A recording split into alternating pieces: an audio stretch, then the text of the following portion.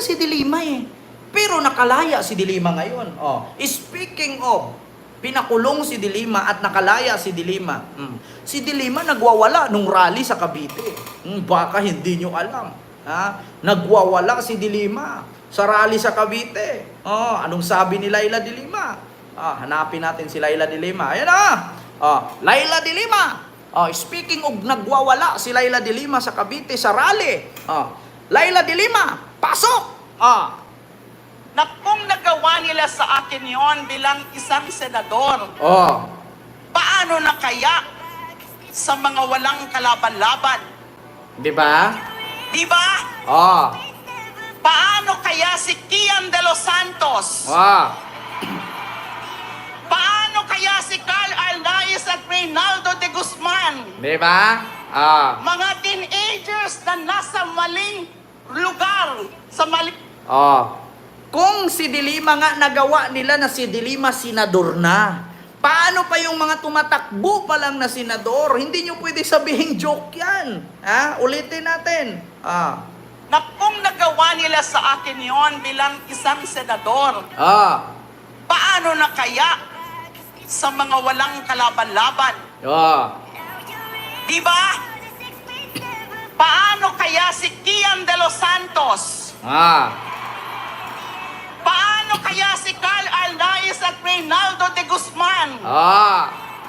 Mga Sama. teenagers na nasa maling lugar, sa maling oras. Tama yan. Si Micah Ulpina, 3 years old lang. Ano naman ang kinalaman ng isang bata sa illegal na droga? Yes. 3 years old, pinatay. Di ba? At sinong tao o mga tao na nasa tamang katinoan na mag-iisip na okay lang yung mga ganyang pangyayari? Di ba? Mga kababayan, kaya nga sabi ko sa inyo kung ginawa ni Digong na papatayin daw niya 15 ka senador para pasok lahat ang senador niya. Ginawa nga nila kay Dilima na senador na si Dilima Post mo baka makapiright ka. Hindi ako makakapiright dyan. Sa TikTok ko galing yan. Kaya, kung kay Dilima nga, senador na si Dilima Hindi mo pwedeng sabihin joke yung sinasabi ni Digong. May naniniwala pa ba? Meron! Bakit? Ako, isa sa taong naniniwala kay Dilima. Bakit? Kung si Dilima totoo na protektor ng droga, kung si Dilima totoo na may kasalanan, bakit nakalaya siya? At bakit magkatabi pa sila ni Digong doon sa hearing sa Kongreso? Anong reaksyon na ngayon? Anong maisagot ngayon ng kampo ni Digong? Bakit nakalaya si Dilima? Ito lang ang masasabi ko. Planted evidence. Sabi nga ni, sino ba yon? Yung dating Secretary of Justice, Maria Lourdes Cirino ba yon? Manufactured evidence. Manufactured evidence. Bakit kaya pag tayo na mga mahihirap magsabi ng ganyan, huli agad? Pero pag kilalang tao, hindi umuusad sa batas, sino kaya ang baluktot? Sino kaya ang nagbaluktot ng batas natin? Sabi ni Agliron, anong pangalan? Lagungan. Lagungan. Alam mo, sa totoo lang, sir or ma'am, Agliron Lagungan, yan po ang isa sa rason na kung bakit ang ICC papasok sa ating bansa.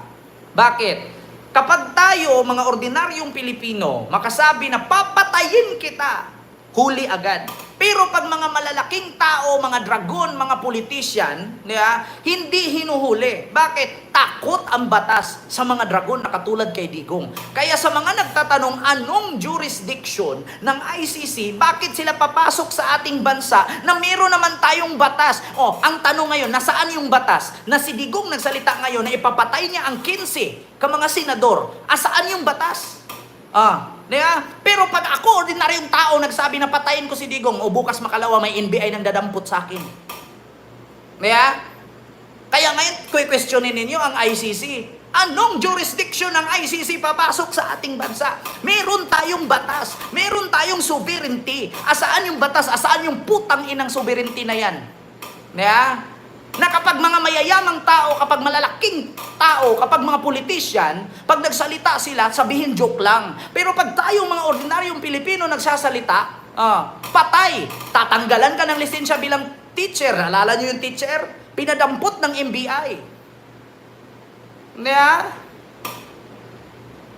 Pinadampot ng NBI. Tinanggalan ng license. Nagsalita lang against kay Digong.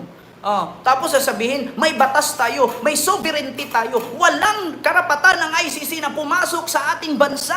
Kasi meron tayong batas. Asaan yung batas? Ngayon na, nagsalita si Digong. Ngayon nga, pinagbantaan ni Sara si BBM, si Lisa, at saka si Martin Romualdez. Asaan yung batas? Where is the batas? Nasaan yung batas? Putang inang batas na yan.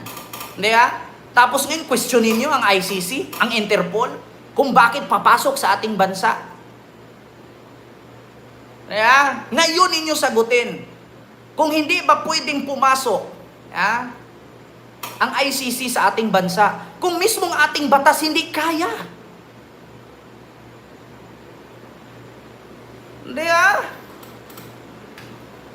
Kung mismong batas nga natin, takot kay Digong Tapos, questionin nyo ang ICC. Walang karapatan ng ICC na pumasok sa ating bansa. Walang jurisdiction ang ICC. Tapos, questionin ninyo. Asaan yung batas na sinasabi ninyo sovereignty? May sarili tayong batas. Buhay ang ating constitutional rights. Kung si Digong magsalita, porket malaking tao, porket naging presidente noon, naging piskal, naging mayor, naging commander-in-chief, bawal nang hulihin. Pero pag tayong ordinaryong tao, katulad ng teacher, na binira si Digong, pinadampot ng NBI, tinanggalan ng license. Kaya, alam mo sa totoo lang, Junior Hoylar, ang totoong bobo ang DDS. Definition ng DDS yan.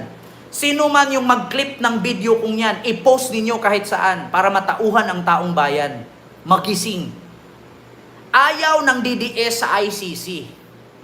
Kasi meron daw tayong batas at gumagalaw ang ating batas. Pero bakit si Digong nagbanta na patayin ang 15 kasenador? Okay lang. Si Sara Duterte nagbanta kay Bongbong Marcos? Okay lang. Tapos ngayon pagpapasok ang ICC, sasabihin ninyo meron tayong sariling sovereignty? Meron tayong sariling batas na gumagalaw? Nasaan yung batas? Asaan yung sovereignty ngayon? Hinuli ba si Digong? Hinuli ba si Sara? Wala. Asaan yung batas? Yan ang tanong, mga kababayan.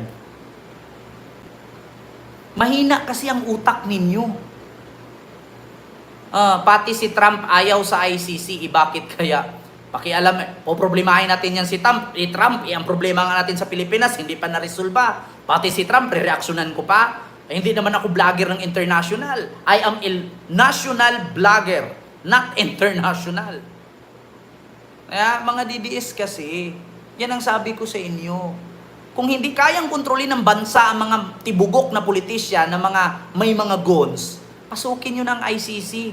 Kung mismong si Pangulong Marcos, hindi niya kayang pagalawin ang batas So, ang sagot, papasukin yung ICC, papasukin yung Interpol para tapos. DDS, kung hindi nyo pa rin naintindihan ang sinasabi ko, hindi ko kayo inaaway. Sinishare ko lang yung nasishare ko sa inyo.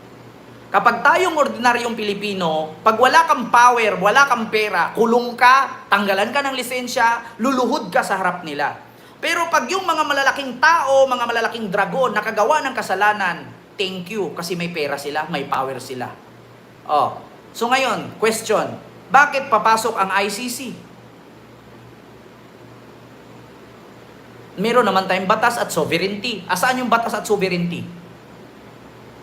Kung ang mga ordinaryong tao lang ang kayang pasukan ng batas, pero pag mga politician, dragon, mga mayayaman, nasa kamay lang nila at sa dulo ng 1,000 pesos na nakatali ang batas, nakabundle na tag 1,000 lang, lusot na ang droga, lusot na ang smuggling, basta meron kang nakabundle na tag 1,000.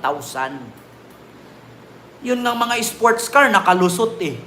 Magkano yung magkano yung sports car na dalawang nakalusot sa Pilipinas? Oh, bakit magkaiba ang date, magkaiba ang courier, magkaiba ang customs?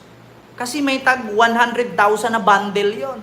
Oh, tayo, mahirap, hindi natin kayang palusutin. Kaya, so yun lang mga kababayan, hindi ko na masyadong pahabaan yung ating live. At least nakabigay aral na naman tayo. At madadagdagan na naman yung ating subscribers. Road to 200,000 na tayo. Mag-ingat kayo mga kababayan.